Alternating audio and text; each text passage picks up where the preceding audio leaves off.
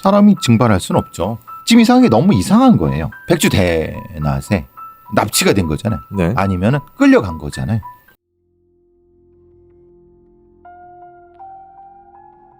졸업식을 앞두고 거짓말처럼 사라진 여학생. 그날 이후 어느덧 시간은 8년이 흘렀고 그녀는 아직도 졸업식에 참석하지 못한 채 그 시간 안에 갇혀 있습니다. 살아있다면 지금쯤 20대 중반이 됐을 나이. 그녀는 왜 우리 품에 돌아오지 못하는 건지 시간을 되짚어 보겠습니다. 2014년 1월 29일 오후 12시 15분경 충청북도 청주시에 사는 고등학교 3학년 이양은 친구를 만나러 오겠다며 집을 나섰습니다. 하지만 다음 날인 1월 30일 밤 9시 하루가 지나도록 이양이 돌아오지 않자 가족은 경찰에 실종 신고를 했습니다. 신고를 받은 경찰은 이양의 행적을 추적했습니다. 이양이 충북대 근처 고시텔 주변으로 핸드폰 하면서 걸어가는 모습이 방범용 CCTV에 찍혔습니다. 그때의 시각이 2014년 1월 29일 낮 12시 40분경으로 확인됐습니다.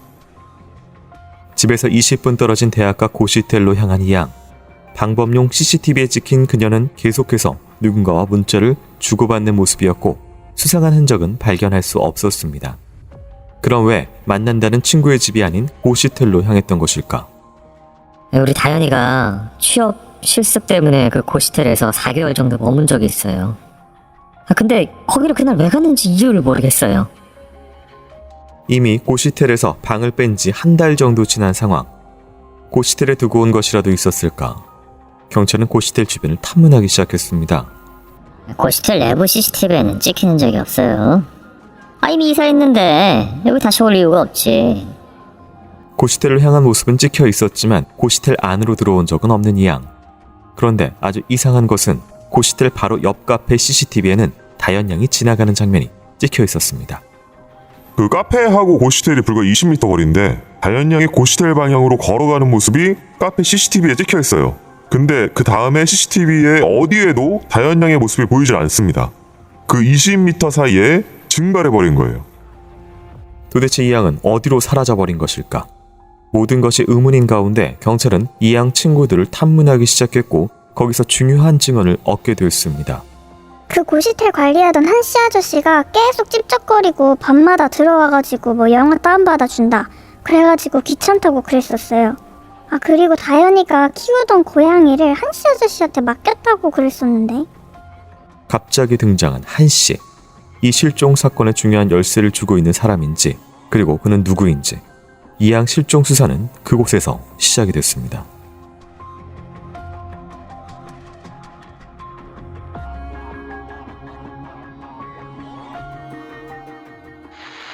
자, 오늘 준비한 사건은 많은 분들께서 알고 있는 이다현 양의 실종 사건입니다. 저희 크라임에서도 한 수년 전에 다뤘던 사건이고요. 여전히 지금 이 실종자는 귀가하지 않고 있는 상황이고요. 저희가 혹시 놓친 부분이 있는지 그것도 추가적인 뉴스까지 더해가지고 여러 가지 가능성들을 좀 한번 살펴보도록 하겠습니다. 동선은 뭐 이제 많이 알려진 대로 이제 집에서 나와서 고시텔 방향, 그러니까 고시텔 20m 앞에 있는 카페에서 골목을 꺾어가지고 고시텔 쪽으로 걸어가는 그 장면까지 찍혀 있었고요. 만약 여길 들어갔다면 이제 그 길 건너편으로 나오든지 아니면 카페로 다시 되돌아오든지, 그러니까 좌측 우측 양쪽 다 다시 돌아 나오는 장면이 찍히지 않았다. 말 그대로 고시텔 앞쪽에서 증발해버린 상황입니다. 이거 어떻게 봐야 될까요? 사람이 증발할 수는 없죠. 그러니까 못 볼 뿐이지. 근데 사람이 갑자기 사라진다는 것이 이유가 있어야 되는 거고, 가장 뭐 흔하게 많이 얘기되는 것이 교통사고를 당한 후에 그 차에 실려갖고 어딘가 뭐 유기되는 그런 거는 우리가 많이 보니까 분명히 걸어간 건 보였고 그 네. 근처까지. 그러면 그 근처에 이동했던 차량 이런 것들은 수사가 됐었어야 되지 않느냐. 네. 뭐 주차돼 있던 아니면은 뭐 지나갔던. 사실 그 근처는 뭐 그렇게 건물들이 많은 데가 아닙니다. 네. 뭐 이 말하자면 맨홀이 있어갖고 빠져갖고 뭐 이런 것도 아니고. 그러니까 어떻게 보면 되게 단순한 걸 놓치고 있는 것이 아닐까 이런 생각을 해봅니다. 친구를 만나러 간다라고 이제 부모님에게 이야기를 하고 나가서 계속 뭐 문자를 이렇게 핸드폰을 늘 쥐고 사는 아이였다고 부모님은 증언하시고요. 문자를 이제 주고받으면서 갔는 상황까지. 근데 이제 간 곳은 뜬금없이 좀 고스텔로 향했단 말이에요. 고시텔이라고 하면은 사실 나온 지가 오래됐으니까. 네. 그죠? 너 왜 가냐? 라고 부모님이 물어보실 수 있으니까 그냥 친구 만나러 간다. 라고 얘기할 수 있는 거죠. 흔히 10대 변명 그렇죠. 같은. 그냥 뭐 네. 굳이 그걸 뭐. 근데 고시텔에는 다른 볼 일이 있었고 그냥 뭐 단지 누구를 물건을 맡긴다든가 가져온다든가 잠깐 본다든가 뭐 이런 것들. 그러니까 이건 확실히 그냥 근데 뭔가 일은 있었다. 큰 일인지는 모르겠지만 네. 그래서 거기를 간 거고. 중요한 용의자가 등장합니다. 한 씨라는 사람이었는데요. 이 고시텔에 있던 사람. 굉장히 좀 찝쩍거렸다라는 이야기가 있었고 그걸 귀찮게 했다. 그런데 이제 관계에 대해서 얘기를 하다가 이 다현 양이 키우던 고양이를 이 한 씨 아저씨한테 맡겼다라고 하는 그런 상황이 나옵니다. 이거 어떻게 봐야 될까요? 두 사람의 관계. 그러니까 이제 여기서 오해가 생기는 거는 네. 고양이를 맡길 정도로 친한가? 다현이 집에서 고양이를 못 키우게 하면. 그렇죠. 네. 그럼 어디로 가겠습니까? 실제로 이제 이 다현이 부모님과 다현이 사이의 문제는 사실 그렇게 서먹할 수도 있어요. 고양이를 이렇게 집에서 키우면 싫어할 수도 있고 네. 나와서 고시텔에서 있는데 혼자 있으면 적적하니까 새끼 고양이를 이렇게 입양을 해서 키웠는데 네. 다시 돌아갈 때쯤 되니까 버릴 수도 없고 친구도 그렇고 그러니까 뭐 어쨌든 그 고시텔에 있는 사람이 네. 그거 나한테 맡겨라고 했을 수 있다. 그러니까 그렇게 오해할 수도 있다. 깊은 관계는 아닐 수도 네, 있는. 그렇죠. 네. 근데 이것이 깊은 관계 아니야? 라고 오해하면 이거 사건은 엉뚱한 데로 간다. 근데 네. 얘기 말하는 것처럼 사실 이제 고3이고 대충 그리고 이 한씨란 사람은 나이가 꽤 있는 사실 그 고시원에서 사는 사람이 많거든요. 네. 그러니까 이제 그 어린 여자애가 있으니까 뭐 성적인 목적은 아니라 하더라도 네. 뭔지는 모르지만 계속 뭐 이런 그러니까 그런 관계가 아니었을까. 당시 이제 경찰은 여러 가능성 중에서 가출 가능성도 이제 당연히 살펴봤었습니다. 이제 당시 이제 짐 같은 거 따로 없었고요. 그다음에 좀 뭐 현금을 뭐 목돈을 가지고 나간 부분 이런 것들도 없었던 상황인데. 가출하면 어디로 가요? 고3짜리 네. 어디로 가요? 돈 없이 갈 수 있는 곳이 많이 없죠. 그렇죠. 네. 친구들은 알 거예요. 가출했다고 하면. 네. 그죠? 나 어디 준비하고 있어. 사실 부모님이 반대하지만 내가 일본 취업을 80년대 90년대 그런 경우가 종종 있었어요. 네. 부모님 반대하지만 내가 일본 가서 연예인이 될 거야. 아니면 서울 가서 뭘 할 거야. 근데 반대래. 아니 그냥 뭐 그러면 뭐 한 몇 달 가서 고생하고 자리 잡으면 연락하는 이런 경우는 흔했거든요. 네. 근데 그런 경우라도 친구들한테는 당연히 19살인 여학생이 친구 관계까지 끊을 이유는 없다. 가출 때문에. 당연히 그렇지. 네. 그리고 더 큰 거는 SNS가 있잖아요. 그렇죠. SNS상에는 분명히 누군가 그거 다 나올 수 있는 거거든요. 적이 있겠죠. 그러니까 이거는 가출이라고 하는 거는 옛날에나 있었던 거지. 옛날에나 네. 있었고 그것도 사실은 금방 알 수 있는 거지. 그냥 쉽게 그냥 가출. 그건 사실은 가능성 떨어지는 거예요. 당시 이제 한 씨의 존재가 많은 논란이 됐었는데요. 어떤 인물인지 당시 수사 상황을 하나씩 살펴보도록 하겠습니다.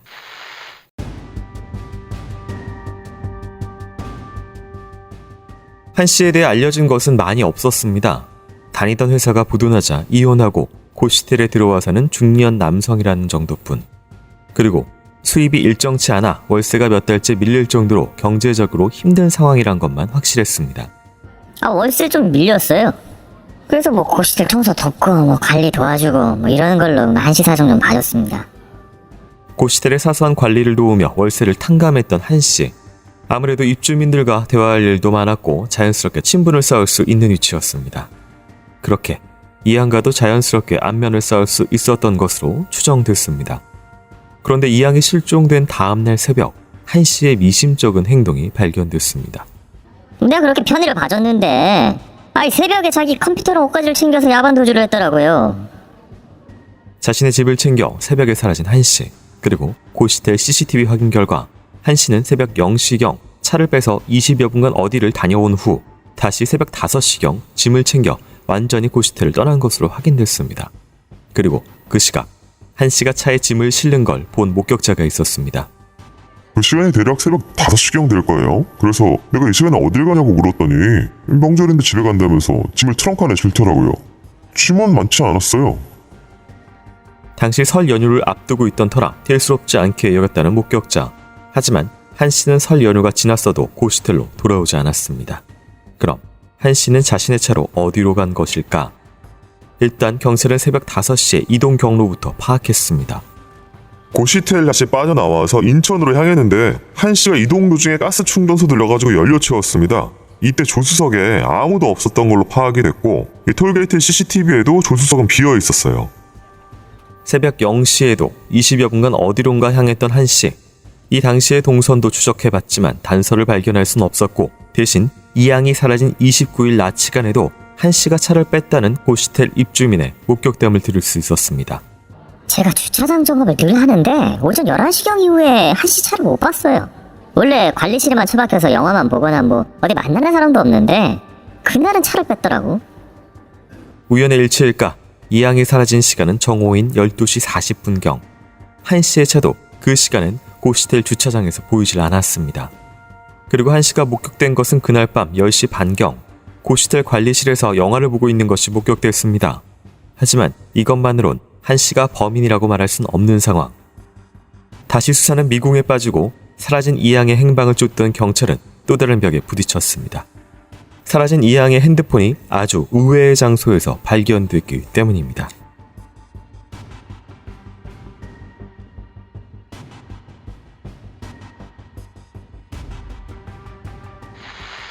네, 이제 당시의 여러 가지 상황들에 대해서 특히 이제 차량 관련된 여러 가지 목격담이 있었습니다. 이양이 사라졌던 날 낮입니다. 12시 40분경쯤에 이제 그 전후로 해가지고 CCTV상에서 사라져 버렸고 한 씨도 마찬가지로 그때 시간에 이제 차가 고시텔에 없었습니다. 근데 밤 10시 반경에 또 영화를 보고 있는 모습이 나갔고요. 이후에 자정에 20분 정도 차를 뺐다가 다시 돌아왔고 다시 또 5시간 정도 후인 새벽 5시에 나간 이후에는 이후 행적이 끊깁니다. 어떻게 봐야 될까요? 그러면은 이 양이 뭔가 그 사람과 만났는데 뭔 일이 있어서 차에 타게 됐고 아니면 차에 타게 된 상태에서 다시 어떤 형태든 차 속에 이 양이 있었고 밤에 아니면 저녁 때쯤에 다시 나가서 어딘가 유기를 했고 다시 돌아와서 어떻게 할 것인가 고민을 하다가 이제 최종적으로 짐을 빼서 도망갔다. 이렇게 생각하면 이제 대략적으로 설명은 되죠. 근데 20분 정도가 굉장히 좀 애매하게 짧은 시간 같아서 그 밤 12시에 나갔던 20분이요. 20분이 얼마를 갈 수 있을까요? 여기서. 얼마 정도 10분 갔다 왔다. 말 그대로 왕복의 거리라서. 네, 네. 왕복이면. 근데 지금 이 지역 자체가 네. 10분이면 많이 갈 수도 있을 것 같다는 생각이 들어요. 우리가 완전히 사체를 유기한다는 것 자체가 예를 들면 네. 근데 이제 자기가 아는데 그냥 갖다 놓고 네. 다시 와서 좀 있다가 다시 가서 완전히 처리하는 그런 것도 생각해 볼 수 있죠. 5시에 이동했을 당시에 가스 충전소나 이런 곳에 CCTV에 보조석이나 뭐 사람이 없었다. 근데 보통 이제 트렁크에다가 많이 그렇죠. 넣고 아무래도 다니기 때문에 네. 뭐 큰 의미는 없어 보이긴 의미는 없죠. 예. 네. 그러니까 트렁크에 당연히 차라는 게 뭐 트렁크가 굉장히 넓고 네. 또 뭐 사람 하나 뭐 거긴 들어가는 거야. 뭐 딱히 특히 또 19세 여자 뭐 이 정도야 뭐 딱히 뭐 어려운 부분은 아닌데 네. 처음이 문제죠. 처음이 그러니까 이제 낮 시간에 이 다현 양이 네. 사라졌잖아요. 네. 그때 무슨 일이 있었는지가 중요하죠. 사실 이제 고시텔로 몇 시에 돌아왔는지는 지금 확인이 안 되고 있는 그렇죠. 상황이기 예. 때문에 그렇죠. 낮 시간에 어느 정도 길이 동안 비어 있었는지를 지금 파악할 수가 전혀 없습니다. 모르죠. 예. 근데 네. 그거부터 했어야 되는데 네. 그거는 못한 거죠. 그 경찰이든 어떤 다른 쪽에서는 네. 가출 아니면은 뭔가 한 씨라는 존재는 조금 뒤에 나타난 거니까 뭐 이걸 수사의 미진이라고 하기도 좀 그런 거는 딱히 그걸 어떻게 처음에 고시원에 누가 그런 짓을 했을까 이런 생각을 하기 어렵잖아요. 근데 그때 이제 한 씨 차에 이 다현 양이 있었다고 하면 쓰러진 채로 설명은 되죠. 가장 중요한 옷하고 컴퓨터를 가지고 사라졌다. 사실 컴퓨터 같은 경우에는 뭐 이게 좀 얼마나 고가였겠어요. 본인이 가지고 있는 게. 근데 여기 혹시 그래서 중요한 뭔가 증거나 예를 들면 검색어라든지 아니면 뭐가 있어서 혹시 가져갔나? 짐? 아니면 뭐 거기에 예를 들면 그럴 수 있잖아요. 요즘 많이 얘기되고 있는 네. 몰카 사진이라든가. 네. 그러니까 지금 여기는 이제 고시텔을 관리도 했다 그랬잖아요. 일부지만. 네. 그때 그런 어떤 성범죄 같은 거를 이런 거를 했고 네. 어쨌든 근데 자기 흔적을 지우기 위해서는 싹 다 가지고 야반도주한 거죠. 그런데 처음에 그래서 낮에 이동했던 그 반경 안에 어디쯤에 다현 양이 시체 혹은 뭐가 있다. 네. 반경 아니라고 하면 20분 왔다 갔다라고 하면은 네. 7, 8분 내에 도착할 수 있는 거리를 찍어서 이 한 씨와 연관된 것을 확인하고 다시 밤에 이동해서 새벽 어느 데인가 이동했을. 네. 이게 아주 가장 쉬운 방법 같아요. 여전히 뭐 풀리지 않는 미스터리가 많이 있었습니다. 일단 이 양의 휴대폰이 그 문제였는데요. 그 부분 좀 살펴보도록 하겠습니다.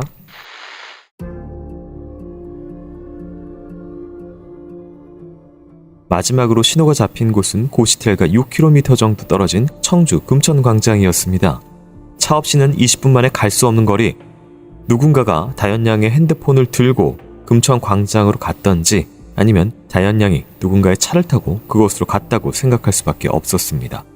그런데 의문스러운 것은 핸드폰이 발견된 곳이 마지막 신호가 잡힌 금천광장이 아닌 택시의 뒷자리였다는 것입니다. 핸드폰이 택시 뒷자리에서 발견됐습니다. 핸드폰 전원은 꺼져 있었고요. 근데 택시 운행 기록을 조사해 봤는데 다현 양 실종 시간에는 이 택시 고시텔 근처에 없었던 걸로 조사됐습니다. 물론 이 다현 양 핸드폰의 마지막 신호가 잡힌 그때도 이 택시는 다른 곳에 있었고요. 어떻게 다현 양의 핸드폰이 타지도 않은 택시 안에서 발견된 것일까? 의심이 채 풀리기도 전에 경찰은 또 다른 의문의 벽에 가로막혔습니다. 이해양 휴대폰 통화 내역이 모두 삭제되어 있었고 복원도 불가능했습니다. 누군가 고의적으로 데이터를 삭제한 걸로 보고 있습니다. 마치 증거를 없애려는 듯 휴대폰의 통화 내역 등 데이터가 날아간 상황. 도대체 누가 왜 이런 짓을 벌인 것일까? 그리고 다현 양의 핸드폰이 언제부터 택시 안에 놓여 있었던 것인지 모든 것이 미스테리였지만 중요한 목격자인 택시기사는 전혀 기억하지 못했습니다. 하루에 몇 명 태우는데 그걸 어떻게 기억해요? 뒤에 탄 손님이 핸드폰 떨어져 있었어요 이렇게 알려주시길래 저는 뭐 분실물로 신고한 것 뿐이죠. 경찰에 뭐 최면 조사까지 했는데 기억 전혀 안 난다니까요. 누군가 핸드폰을 놓고 내렸다는 택시기사의 증언. 하지만 이것도 추정일 뿐 밝혀진 것은 아무것도 없습니다. 그런데 실종 당일 밤 10시쯤 택시에서 발견된 이 양의 휴대폰에서 묘한 기록이 하나가 나왔습니다.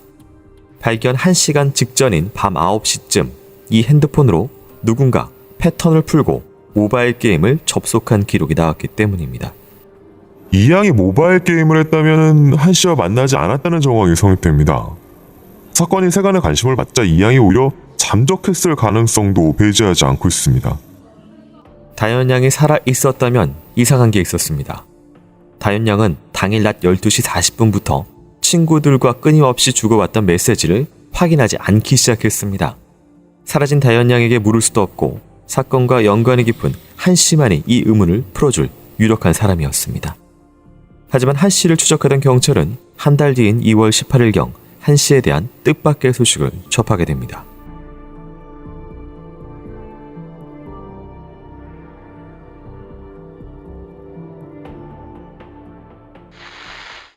당일날 이제 신호, 핸드폰의 이동과 신호가 중요해 보이는데요. 12시 40분부터 이제 친구와 그 전까지 계속 주고받던 카톡을 확인하지 않고 일이 남아있는 채로 있었다. 그리고 이제 1시부터 핸드폰이 꺼졌는데 이제 마지막 잡힌 위치가 CCTV 마지막으로 목격된 지점으로부터 6km 떨어져 있는 곳이었다. 20분 정도 뒤에 6km 정도까지를 가야 되는 상황입니다. 이거 어떻게 봐야 될까요?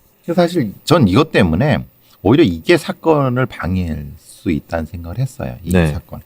다른 거는 좀 전에 제가 얘기한 정도면 누구도 뭐 경찰에 면 대충 유추할 수 있는데 네. 지금 문제는 핸드폰이 이게 왜 여기로 왔다 갔다 하지? 잘 생각해 보시면 아시겠지만 그때쯤에 핸드폰을 습득한 걸 택시기사들이 중국으로 많이 팔았어요. 그것 때문에 헷갈리는 것이 아닐까. 지금 이게 꼭 범인이 그랬다고 하면은 이게 좀 이상해질 수도 있어서 네. 다현양을 이제 공격을 했거나 뭘 해서 이렇게 돼서 그냥 버린 거거나 아니면은 그냥 지나가는 택시에 던져놓거나 아니면 택시 밑에 보이게 하면은 네. 택시 기사는 주소 쓰니까 포맷 해갖고 아니면 기록을 싹 지우든가 통화 내역을 싹 지운 다음에 그 다음에 이제 뭘 하려고 했는 그런 지금 이상하게 너무 이상한 거예요. 네. 왜냐? 기록이 없어요. 그러니까 말하자면 통화 내역이 다 삭제됐어요. 네. 근데 통화 내역이 삭제되는 것과 복원이 불가능한 건 또 다른 문제. 경찰은 복원이 불가능하다고 당시 그러니까 발표하거든요. 왜 불가능할까요? 그러니까 포렌식이 당시 14년이면은 뭐 네. 지금만큼은 아니더라도 가능할 시절이었던 그러니까 것 통화 같은데. 내역은 지울 수 있어요. 네. 그러니까 복원이 불가능할 정도면 안 해서 일종의 이제 로레벨 포맷 같은 형태의 것을 했다는 얘기잖아요. 그러니까 고의적으로 데이터를 삭제했다는 거잖아요. 네. 다현이가 고의적으로 삭제할 이유가 뭐냐 이 말이에요. 그럼 여기 있는 그 안에 있는 이 다현 양의 핸드폰 안에 중요한 뭐가 있다는 거잖아요. 근데 중요한 뭐가 있어요? 보통 이제 핸드폰의 기록을 지우는 것은 범인과 피해자의 연관성을 지우기 위해서 예. 지금 계속 다현 양은 뭐라고 가고 있었냐면 계속 카톡하고 가고 있었어요. 친구하고요. 예. 네. 근데 거기에 뭘 왜 지우지? 그 안에 뭐가 있다고? 그러니까 지웠다고 하면 아니 왜 지워? 뽀개버리지. 생각해 보세요. 범인이라고 하면. 이게 발견되도록 안 놔두고 어디 뭐 던져버린다든지. 그럼요. 아예 그러면 네. 망치를 뽀개버리면 되고 이용하지.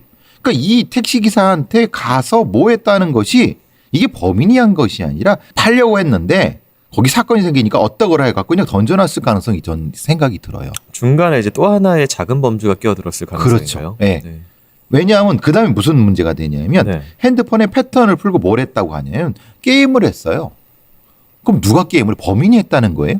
패턴도 어떻게 알았을까요? 그러니까요. 그러니까 패턴을 알고 누군가 한 명은 패턴을 알고 이걸 열어서 지운 사람이 있었다라는 거잖아요. 그렇죠. 예. 네. 그러면 이게 설정을 해야 된단 말이에요. 근데 그 복잡한 짓을 범인이 왜 하냐 이 말이에요. 동기가 없다. 뽀개버리면 되는 거지. 네. 그죠? 이 상황을 봤을 때 이건 분명히 경찰에서도 택시 기사나 아니면은 이제 저 핸드폰을 이제 이 재가공해서 파는 그런 애들도 사실 생각해 봐야 된다. 이 공간 청주 이 공간 정도면 충분히 가능하니까 네. 그 부분을 놓친 것 같아요. 경찰들은. 당시 한 가지 또 가능성이 이 다현 양이 택시를 탔을 가능성을 하나 또 이제 수사를 해봤습니다. 근데 당시에 이제 이 발견된 차량 택시가 이 여기에 지금 이제 마지막에 목격된 고시텔 앞을 지난 그 기록이 없습니다. 다른 곳에 있었어요 그 시간에는. 그렇죠. 사실 그것 때문에 문제가 되는 거예요. 만약에 이 택시 이 기록을 조작하기가 어려워요. 왜냐하면 이게 이 택시의 운행 기록이라는 거기 때문에 네. 그래서 저는 그런 생각을 하는 거예요. 택시 기사가 그 정도는 아닌 거고.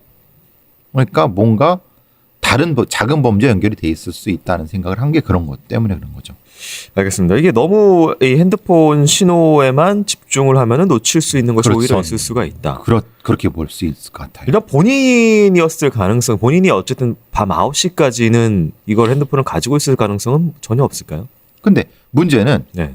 본인이라고 하면 통화 내역과 데이터를 왜 삭제를 해요? 본인인데? 네. 자기 가지고 있는데? 그래서 가장 이상한 게 그겁니다. 이제 이 나이대와 성별 때문에 19살 여학생이면 사실 뭐 금전이나 원한이나 이런 관계보다는 사실 성적 목적의 피해자의 가능성이 제일 높은데 그렇죠. 예.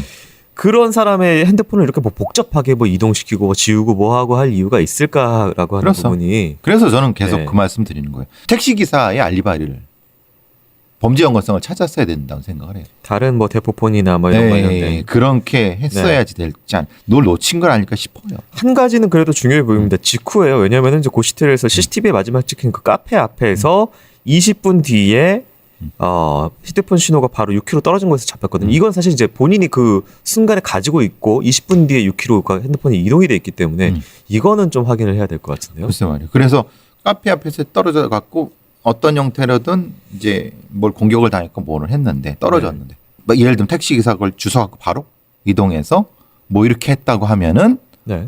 설명은 되는데 근데 그 20분 사이가 백주대낮에 납치가 된 거잖아요. 네. 아니면은 끌려간 거잖아요.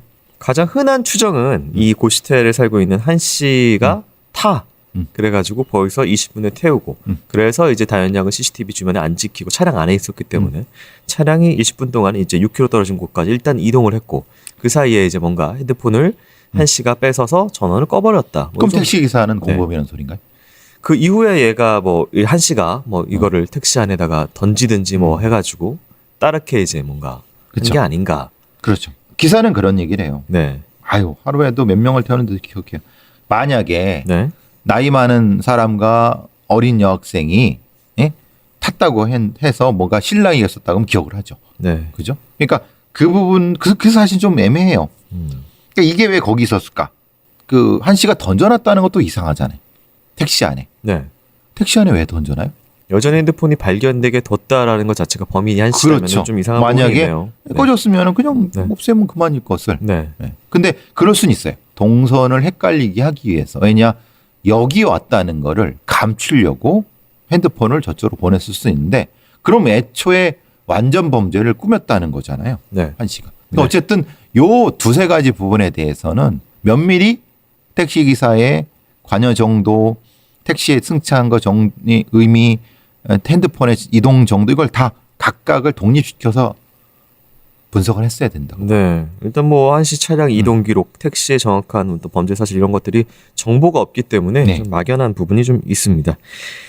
이런 때일수록 한 씨의 진술이 굉장히 중요한 시점인데요. 실종 사건이 일어난 지 2주 뒤입니다. 한 씨에 대한 소식이 인천 경찰서에 전해져 왔습니다.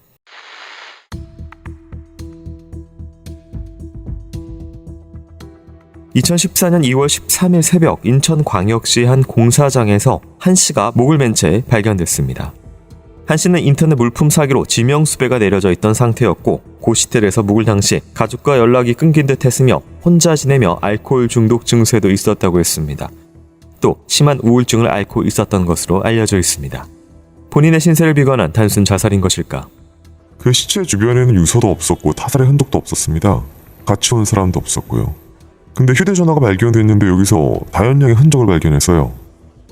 경찰이 한 씨의 휴대폰을 조사했고 거기서 실종된 당일에 이양에게 보낸 카톡 기록을 발견했습니다. 온다더니 왜 안 와? 그리고 이양이 실종된 다음날 오전 다현 양에게 전화를 걸었던 기록도 추가로 발견됐습니다. 당시 이양은 핸드폰을 받지 못했고 이 통화는 부재중으로 남아 있었습니다.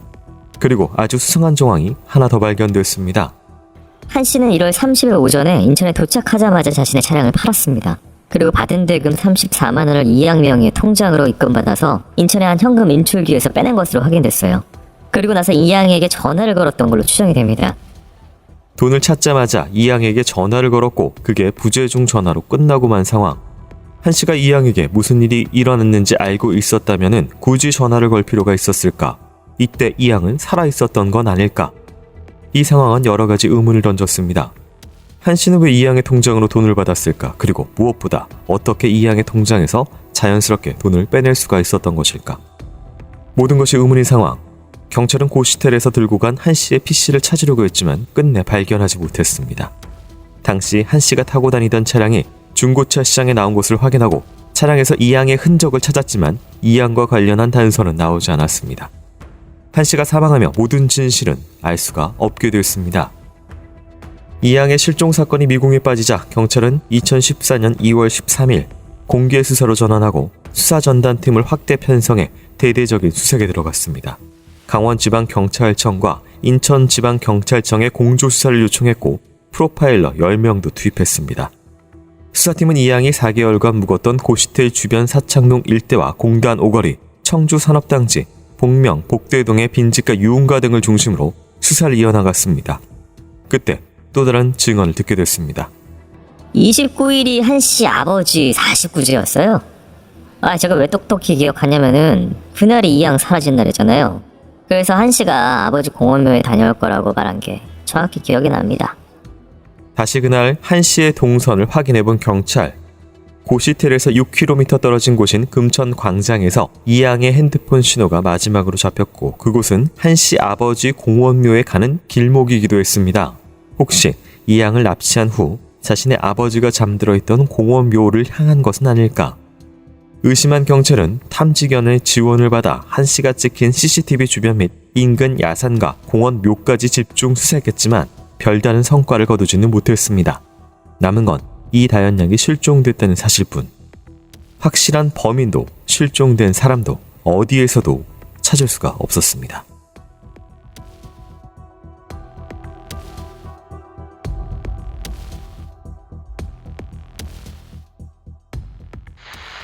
네, 이제 한 씨가 2주 뒤에 극단적인 선택을 한 것으로 추정되는 상황에서 발견이 됩니다. 당시에 뭐 유서가 없었고 타살의 흔적도 없었다. 뭐 당시 CCTV가 뭐 이쪽으로 들어간 장면이 있고 혼자 들어갔고 나온 게 없었기 때문에 경찰은 당연히 또 그렇게 추정을 했다고 하는데요. 본인 상황이 뭐 좋은 상황이 아닙니다. 굳이 이 사건을 떠나서도 지명수배의 금전, 우울증, 알코올 뭐 이런 게 있었기 때문에 이게 혹시 분리된 극단적인 선택인 것인지 아니면 이 사건과 관련된 무엇인지에 대해서 논의해 볼 필요가 있어 보이는데요. 이 사람은 범죄자죠. 네. 다른 형태의 물품 사기 뭐 관련돼 갖고 그런 과정에서 여러 다른 범죄를 했을 수 있고 다현 양한테 범죄를 했을 수 있고 네. 뭐 그런 사람한테 우울증 있을 수 있죠 뭐. 근데 왜 지금 문제가 되는 거는 이거잖아요. 우울증이 있었으니까 자살했을 것이다라는 추정이잖아요. 네. 근데 자살한지는 몰라요. 어쨌든 자살한 채 발견됐을 뿐인 거지. 네. 그죠? 그러니까 유서도 없고 타살 흔적은 별로 없어 보이니까 자살로 처리된 것 뿐이죠. 네. 상태는. 어쨌든 그쪽으로 들어가는 혼자 들어가는 CCTV는 뭐 발견이 됐다고 하는. 근데 사실 그건 의미 없어요. 네. 왜냐하면 저는 사실 이 공사장이라고 하는 것은 네. 오피스텔과 다르거든요. 네. 이게 출입 경로가 가 많기 때문에. 그럼요. 이건 사실 의미가 없고. 안에서 누굴 만났을 수도 그렇죠. 있고요. 그 문제는 그러면 이 사람을 왜 죽여? 만약에 타살이라고 하면은 어차피 타살가서 죽을 기억도 없잖아요. 네. 왜 죽이지? 죽여야 될 이유가 뭐야? 저도 사실 그게 궁금해요. 이 사람이 타살 당할 만한 이유가 있다고 찾아야 되는 건데 네. 그걸 못 찾는 상태에서는 이 사람이 자살한 거죠. 라고 하는데 사실은 여러 가지 선에서 파악을 해보길 필요는 있었다. 네. 한 번쯤은. 일단 뭐 중요한 것은 뭐 물적 증거인데 다음 날입니다. 29일 날 사라졌고요. 30일 날 인천에 도착하자마자 차량을 팝니다. 당시에 이제 받은 돈을 바로 또 인출하는데 이게 중요한 게 본인 명의 아마 이동 중이고 지명수배 받아서 본인 명의 통장이 없어서 아마 이양의 통장으로 받은 것 같습니다. 근데 이걸 본인이 빼요. 근데 이걸 어떻게 본인이 비밀번호를 알고 뭐 이런 거 부분 때문에 이양이 뭐 같이 있어서 알려준 것이냐 아니면 이양을 협박을 해서 어떻게 한 것이냐 뭐 이렇게 두 가지 경우가 있을 것 같은데. 그렇죠. 그래서 이제 아니면 네. 제가 아까 말씀드린 것처럼 구시텔이 있었잖아요. 네. 그리고 관리를 했었잖아요. 네. 열쇠가 있었을 수도 있어요. 그런 과정에서 뭔가 갈등이 있었거나 이 양의 뭐 사진이라든가 몰카라든가 그런 형태라고 하면은 통장 비밀번호 정도는 같이 4개월 동안 같은 호스텔에 있었는데 얘기도 좀 했고 네. 관리인이었다고 하면 이건 충분히 알 수 있다고 봐요. 네. 근데 왜 저는 그게 아니라 네. 왜 팔았냐면 차를 그리고 왜 팔았고 네. 그 다음에 뭘 하려고 만약에 이런 거잖아요. 자기가 자살하려고 그랬어. 근데 차를 팔아요? 그리고 그 돈을 뽑죠. 네. 네. 그럼 그래서 뭘 했어요? 도주를 이어갈 생각이 아니면은 뭐 굳이 네, 그럴 필요가 그렇잖아요. 없고 또 한 가지는 그 차가 자기에게 뭐 불리한 중요한 증거가 아닌 이상 도주나 어떤 이동을 위해서는 차가 필요한 상황이죠. 불리한 증거라고 해도 네. 내가 지금 죽는데 네. 거기에 다현이의 시체가 나와도 네. 난 죽는데 그걸 처리할 이유가 뭐죠? 네. 저는 처리해서 돈을 받고 한 행위와 네. 자살한 행위는 안 맞는다는 거예요. 아 근데 이런 예를 네. 들어서 내가 뭐 이직까지 해가지고 맨 처음에 도주를 하기 위해서 음. 차에 뭐 다연양을 신고 갔으니까 이거 추적당할 거야 정리하자 팔고 뭐하고 했는데 갈 데도 없고 또 공사장이고 지금 내 진세가 뭐지 해서 비관 결국은 그게 누적이 돼가지고 극단적인 선택을 할 수는 있잖아요. 근데 그게 경찰이 본 입장이죠. 네. 근데 그럼 시체는 어디 있어요? 다연양 시체요. 네. 아직 뭐 찾지는 못했죠. 그러니까 네. 그럼 시체를 어딘가는 이 이동 선상에 있어야 되는 거. 네. 가장 이동 선상은 공원묘 어디겠죠? 네. 아니 묘지니까 탐지견을 찾아서 한다는 의미가 없어요. 이거는 뭐. 네. 아니 다 시체잖아요. 공원묘지에. 네. 그러니까 묘지에 묻는 이유는 그거예요. 시체가 있는데 시체를 묻는 거예요. 네. 그러니까 저는 사실은 다현양의 시체가 있다고 하면 거기에 있을 거라고 생각을 해요. 고을 맞추기. 예. 왜냐 지금 이동 상황에서 훼손하는 어떤 시간적이라든가 뭔가 다시 뭐 어딜 그런 게 없어요. 지금 가장 유력한 건 어쨌든 한 씨로 보입니다. 왜냐면 온다더니 왜 안 와? 그래서 그 당일날 그 고시원 앞으로 이다현 양이 한 있고 사라진 다음에 다음날 다현 양 통장을 이용해서 본인이 그렇죠. 이동한 차량을 팔고 했기 때문에 한 씨가 사실 뭐 어쨌든 가장 관련이 높은 인물. 다현 양 실정에 네. 책임 있는 사람 네. 정도로. 예. 근데 죽었기 때문에 지금 확인을 할 수가 없는 상황이고요. 이 프로파일러 투입한 이유도 네. 한이라고 하는 사람의 심리 분석을 심리 부검을 하는 거예요. 네. 그러기 위해서는 한이 저지른 과거의 범죄 사실에 대한 걸 찾아야 되고 네. 가족들도 찾아야 됐는데 네. 그 내용은 없으니까 근데 뭐 이제 외부 공개가 안 됐겠죠. 그럼 뭐 저희 방송 마무리하기 전에요. 전할 말씀 좀 듣고 오도록 하겠습니다. 지금 어쨌든 8년 전에 벌어진 일이고 여전히 돌아오지 않고 사실상 생존 가능성은 희박한 상황으로 봐야 되겠죠. 굳이 그럼 안 나타날 이유가 있을까요? 이야기 만일 생존해 있다면? 뭐 말하자면 인신매매 조직이나 네. 이런 거라고 외국으로 뭐 왔다고 하면 혹시 모르지만 네. 국내에 있다가 오면 안 나올 경우는 없겠죠. 예. 굉장히 생존 반응이 일단은 그렇죠. 잡혀야 없는 되는 거니까. 상황이니까. 어쨌든 뭐 다현 양은 생존 가능성이 희박하지만 가족들은 시신이라도 일단 확인을 하고 싶어하는 상황이고요. 그런 부분에 있어서 경찰은 일단은 수색은 진행을 했지만 교수님께서는 공원묘 쪽을 가장 높은 유기 장소를 좀 파악을 하고 있는 상황입니다. 다현 양이 실종 직전에 친구들에게 남긴 마지막 문자는 졸업식 날 만나자였습니다. 1월 29일 날 남긴 문자였고요. 졸업식은 실종된 후인 2월 18일 날 치러졌지만 여기에 다현 양은 참석을 하지 못한 채 그 모습 그대로 지금 우리에게 기억되고 있습니다. 오늘의 크라임 여기서 마치도록 하겠습니다. 교수님 수고 많으셨습니다. 고맙습니다.